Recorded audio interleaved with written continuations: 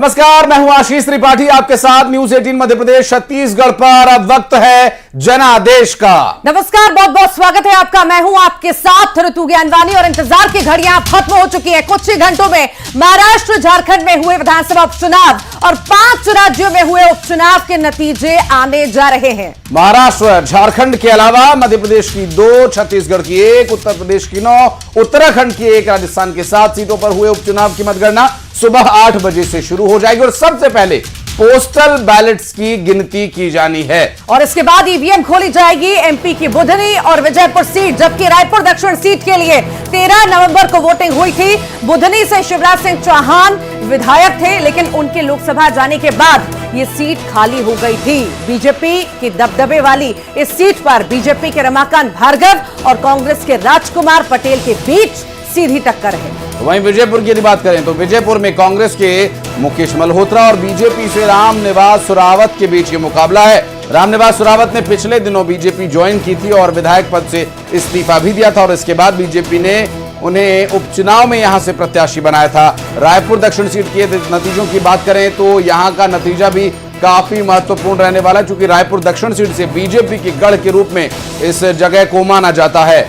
रायपुर से मौजूदा सांसद बृजमोहन अग्रवाल इस सीट का 8 बार प्रतिनिधित्व कर चुके हैं। रायपुर संसदीय क्षेत्र में से लोकसभा के लिए चुने जाने के बाद बृजमोहन अग्रवाल ने यहां से इस्तीफा दे दिया था, लिहाजा ये सीट खाली हो गई थी। उपचुनाव में बीजेपी ने सुनील सोनी पर दांव खेला, जबकि कांग्रेस ने युवा नेता आकाश शर्मा को मैदान में उतारा है। तो इन सभी सीटों पर, दोनों राज्यों पर लगातार रहेगी हमारी नजर। 288 विधानसभा सीटें जहां महाराष्ट्र में हैं, तो इन सीटों में 2 धड़ों की 6 पार्टियां और 6 पार्टियों के अंदर 3 बड़े नेता जो मुख्यमंत्री पद के रहेंगे दावेदार। किसके आंकड़े होंगे मजबूत और किसके अंकों में आती है गिरावट, ये देखने का विषय होगा। इसके अलावा झारखंड में भी जो चुनाव की तैयारी है, उस वोट के प्रतिशत की बारी है, जनता के जनादेश की बारी है, वो भी लगातार रहेगी हमारी नजर में। आप तक जानकारी पहुंचाते रहेंगे और इस पूरे सियासी घटनाक्रम पर, चुनाव के परिणामों पर लगातार रहेगी हमारी नजर और इस पूरी डिटेल को, अपडेट को आप तक पहुंचाते रहेंगे। और इससे पहले जो एग्जिट पोल्स के नतीजे, जो आंकड़े सर्वे के आधार पर घोषित किए गए, उसमें झारखंड और महाराष्ट्र दोनों ही जगह एनडीए की सरकार के, बीजेपी के गठबंधन वाली सरकार के बनने की संभावना है। लेकिन अभी असल में एग्जिट पोल से एग्जैक्ट पोल के बीच का जो अंतर है वो आज यहां पर पट जाएगा। और इसके अलावा मध्य प्रदेश और छत्तीसगढ़ की 3 विधानसभा सीटों पर भी रहेगी लगातार हमारी नजर, चाहे वो विजयपुर हो, बुधनी हो या फिर रायपुर दक्षिण, जहां से लगातार सत्ताधारी दल, जो कि बीजेपी ही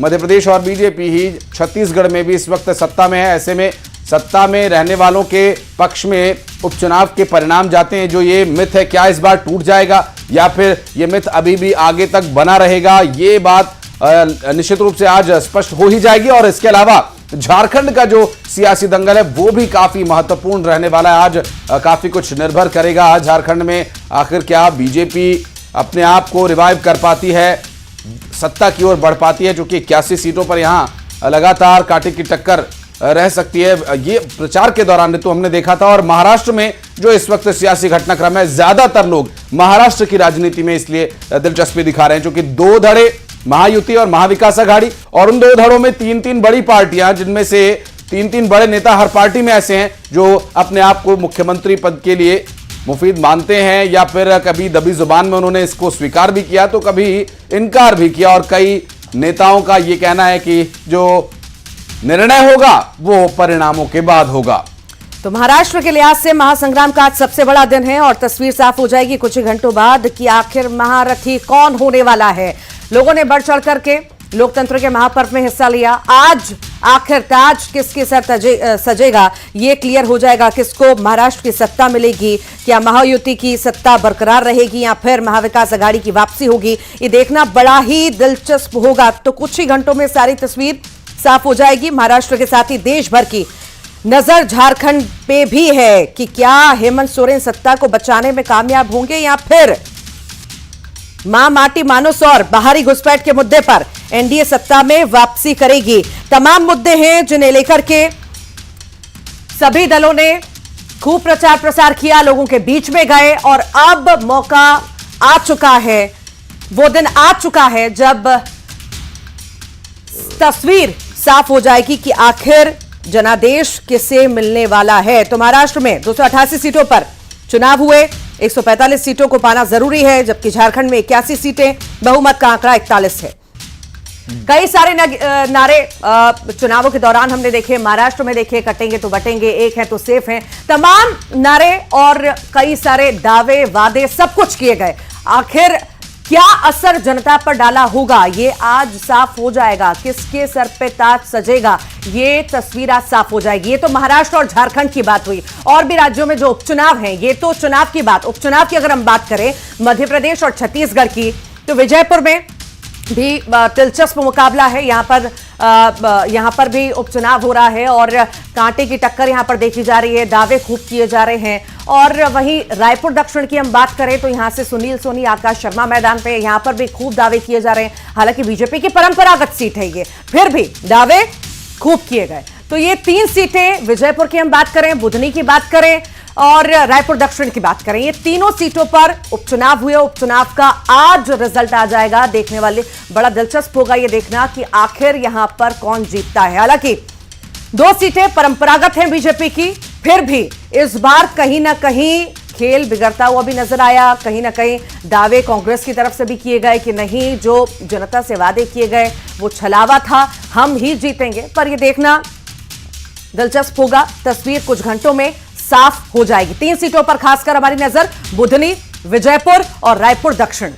राजस्थान की 7, उत्तर प्रदेश की 9, उत्तराखंड की 1, ये वो सीटें हैं जहां पर हुए उपचुनाव, और इन उपचुनावों में किसके पक्ष में परिणाम जाएंगे ये भी देखने का विषय होगा। चाहे उत्तराखंड हो, उत्तर प्रदेश हो, मध्य प्रदेश हो, छत्तीसगढ़ हो, हिंदी पट्टी के ये सभी राज्य है जहां पर है इस वक्त कमल का राज। और इस उपचुनाव में क्या हाथ का साथ देती है जनता या कमल के साथ आती है, ये भी एक दिलचस्प तस्वीर होगी जब ये स्पष्ट होगी, आंकड़े स्पष्ट होंगे। जैसा कि हमारी सहयोगी ऋतु ने बताया कि अभी कुछ स्थिति आंकड़ों पर तो निर्भर करती है और अब से कुछ ही घंटों में ये और स्पष्ट हो जाएगी, जिससे ये साफ हो जाएगा कि किसका दबदबा है इस बार उपचुनावों में। और फिर लौटते हैं वापस चुनावों के परिणाम की ओर, जहां झारखंड और महाराष्ट्र के चुनाव परिणाम निर्भर करते हैं आगामी अन्य राज्यों में क्या कुछ स्थिति रह सकती है। और इसके बाद दिल्ली में भी होना है विधानसभा का चुनाव, ये भी दिलचस्प रहेगा। और अगले ही साल की शुरुआत में, चाहे जनवरी या फिर फरवरी, दोनों ही में किसी एक महीने में वोटिंग दिल्ली में भी होगी।